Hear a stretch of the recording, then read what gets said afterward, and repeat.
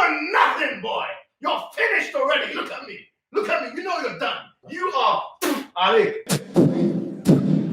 Ali. Welcome back, everyone. A very busy time of the year for me, as I'm sure it is for many of you also. So I didn't prepare anything formal for today's video, but let's talk through some things anyway regarding the recent exchange between Christian Prince and Ali Dawah and Muhammad Hijab. I want to go back to the language issue first, something that I brought up right after the David Wood and Muhammad Hijab debate, and then talk about a couple of the things that were said between them and Christian Prince, and then I'll play a highlight reel for you, which will provide some supporting evidence for the title of this video. So Muhammad Hijab did with Christian Prince what he did with David Wood as well. He likes to ridicule others for their knowledge or lack of knowledge of languages. I talked about this from several different perspectives, as I said, after the David Wood and Muhammad Hijab debate. One thing I didn't touch was something in Muhammad's opening statement regarding Genesis 1:1. So we can kind of go back to that and use that as a really good example to illustrate what I'm talking about. There are 9,000 pronouns in the Bible which relate to God's name. Let's take, for example, Genesis chapter 1, verse 1. Bereshit, Bereshit, Bara, Elohim. The word Bara means He created. Whenever you find a pronoun in the Old Testament referring to Elohim, you will always find it in third person, male, singular. So there's a little inclusio in this section of his talk. You have 9,000 pronouns on this side and then pronouns on this side. And then in the middle, as an illustration, he brings up Genesis 1:1. So let's go ahead and parse that. So we have Genesis 1:1 up here. You have Bereshit. What we have here is the inseparable preposition bet, followed by a noun. So a preposition and then a noun. And then here's bara, which is what Muhammad Hijab brought up, which is a verb, not a pronoun. So you have created. So in the beginning, you can actually translate Genesis 1:1 as an independent or dependent clause. Actually, the grammar looks more like a dependent clause, but we'll follow the convention. Say in the beginning, and then you have he created, and then you have Elohim. Now let's note something at this point. Christian Prince is made fun of by Hijab for the way Christian Prince pronounces a certain syllable. If you'll notice how Hijab says Elohim. Elohim. He says Elohim. Elohim. Okay, the Semitic word for God, El, that's a tsere vowel. It's two dots side by side, a long E vowel. It's actually pronounced A, as in they. But when you add something to the end of a word in Hebrew, Hebrew likes to keep that accent on the end. And so that changes the vocalization, changes the vowels throughout the word in the vast majority of cases. And so El becomes Elohim. You shorten what's up front so that you can throw that accent on the end. Does this really matter if you say Elohim versus Elohim? No, it doesn't. But if you're going to make fun of someone like Christian Prince for the way he pronounces something, then you need to at least be consistent and be able to pronounce these things yourself. Here we have the accusative marker, then we have the article and heavens, so a noun, of course. Then we have the conjunction vav, and again, an accusative marker, and then the article once again, followed by earth. So now that we've parsed Genesis 1:1, what did you notice missing? Pronouns, of course. There are 9,000 of them, according to Hijab, that refer to God in the singular. There are 9,000 pronouns. And as an illustration, he picks a verse for us that doesn't have a single pronoun. Let's take, for example, Genesis chapter 1, verse 1. I think he's referring to verbs. I think that's what he means to say, yet he says pronouns twice. Once in the beginning, once at the end, and then he uses a verb to illustrate his point.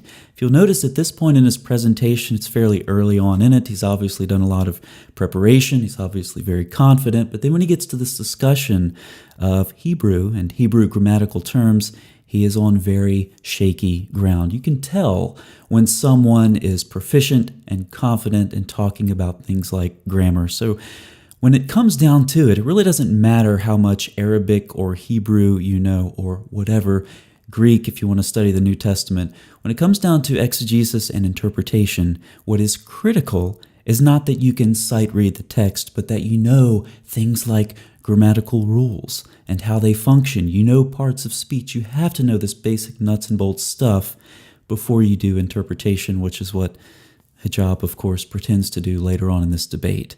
Now, what's the point of all this? Well, the point is that this type of thing, this obnoxious display of arrogance, is what convinces Muhammad Hijab's viewers, his followers, his fans. It's what brings the applause. I think David Wood has said some career-ending, embarrassing statements today. I mean, to be honest with you.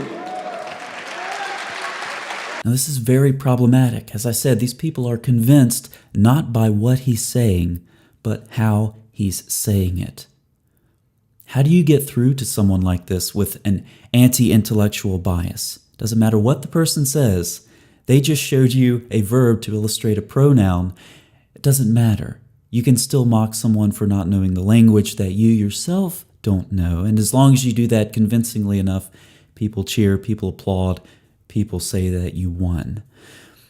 This is why I believe David Wood creates some very abrasive videos. This is why I've done it on my channel in the past. For example, Isaiah 42. This is such a stupid claim. You have to have a hard-hitting, abrasive video to get through that anti-intellectual shell to people, to reach Muslims who actually believe this stuff, because it's utter nonsense.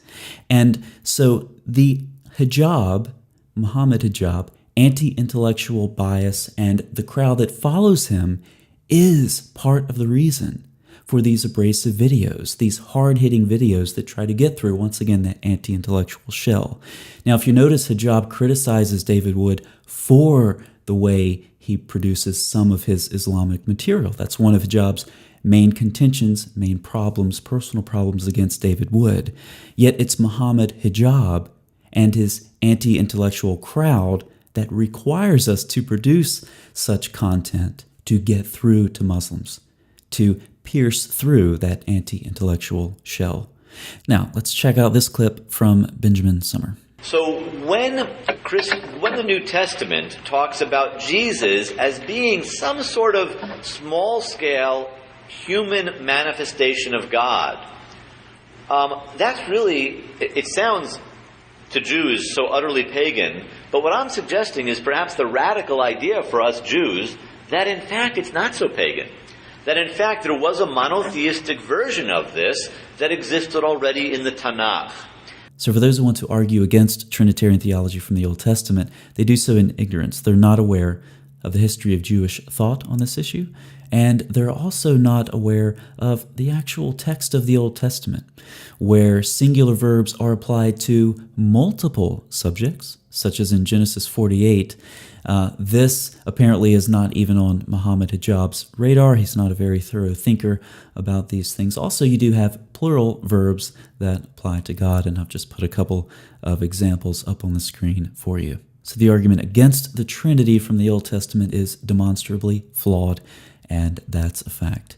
There were a couple of exchanges also, of course, between Christian Prince and Ali Dawah and Muhammad Hijab regarding some repulsive things that were said, of course, between Christian Prince and a female Muslim caller. The way Hijab and Dawah responded to this was very sloppy, and it shows how poor thinkers they are.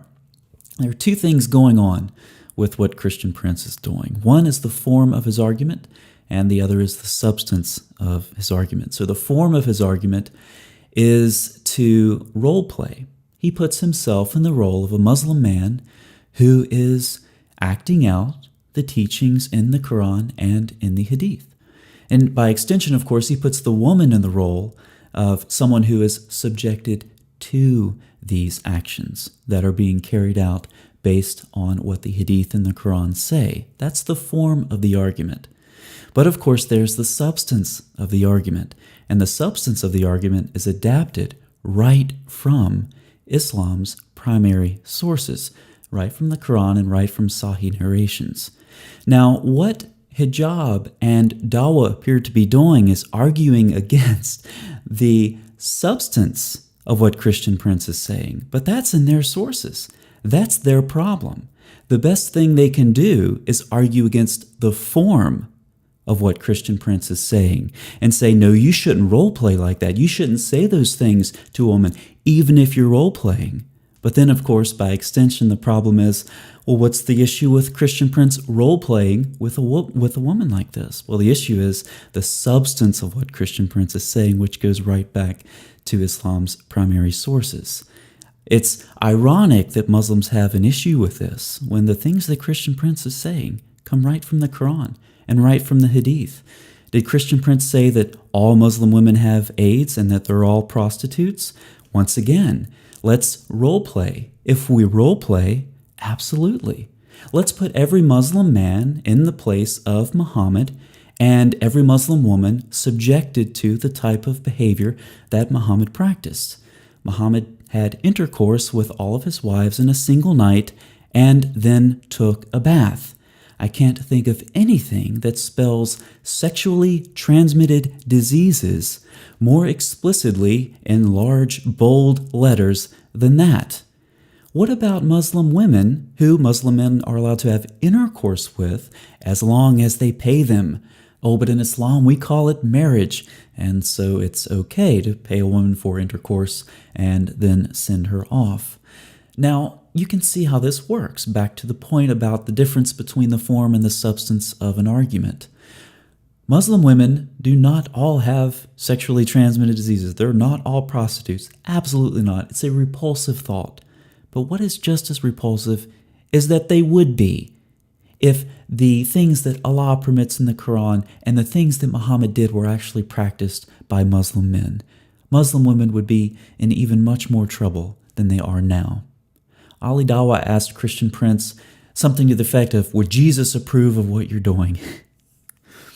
What an interesting question.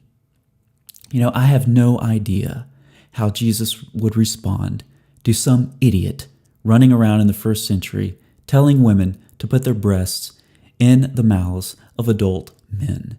I have no idea how Jesus would respond to some idiot saying that you can have sex with all of your wives in one night and then take a bath. I have no idea how Jesus would respond to some idiot saying that it's okay to have sexual intercourse with a woman and pay her money for it and then divorce her a couple of days later because it's all marriage. It's okay. I have no idea how Jesus would respond. But here's a guess. Let me just take a guess.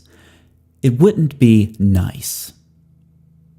My guess is that if any rational person is disgusted by the things that you heard Christian Prince say, if they are disgusted by the substance of his argument, which is traced directly back to the Islamic sources, if we're disgusted by it, then how much more a holy and righteous God? And here's another guess. It's going to be judged.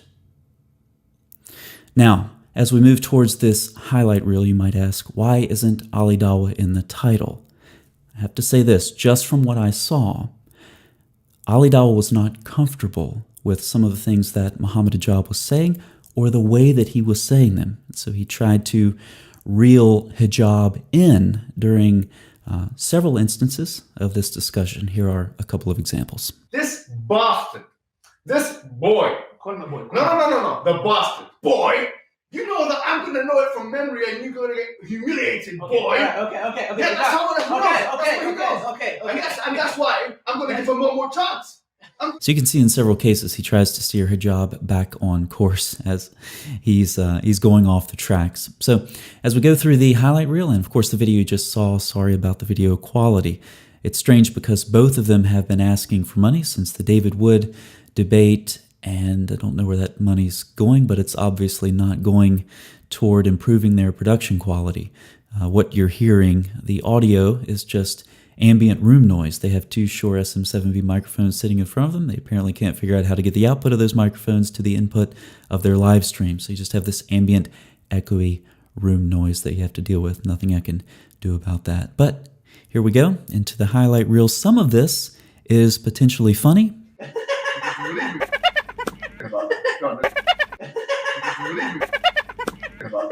But most of this is mind-numbingly stupid, so watch at your own intellectual peril. As for me, I'm out of here. Thanks so much for watching. This bastard, this boy, call him a boy. No, the bastard If we had done that with a Muslim, with a Jewish or a Christian woman, gosh. what would that be? Oh. Let the bastard now come and justify himself.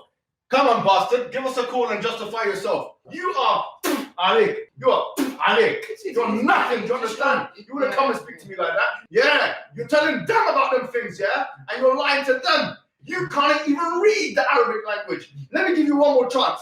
Put the bastard on. Let him try and read the Quran. Put him on. Hey boy, read the Quran, come on. But you're saying you're native Arab and you can't even open the book, you know I'm going to correct you. Boy, you know I'm going to correct you, boy. And I'm going to correct you in front of thousands of people that are seeing your humiliation and demise right here and right now. You know you're going to get corrected, boy. You know that I'm going to know it from memory and you're going to get humiliated, boy. Okay. Yeah, that's how I'm going to know. This little boy, little bastard, you're an animal. What are you good at in life, bro? You've been 20 years doing this thing. You're talking about shish kebab falafel nation. Narrated, yeah? He can't speak English. How many years you been in America, brother? Huh? How many years you been there?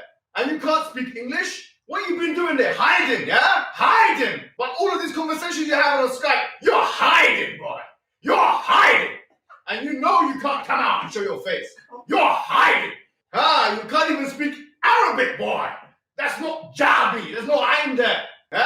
It's with a Hamza, not Ain. Jabari, you idiot. You can't even speak Arabic. You can't even read your own mother tongue, boy. You're nothing, boy. You're finished already. Look at me. Look at me. You know you're done.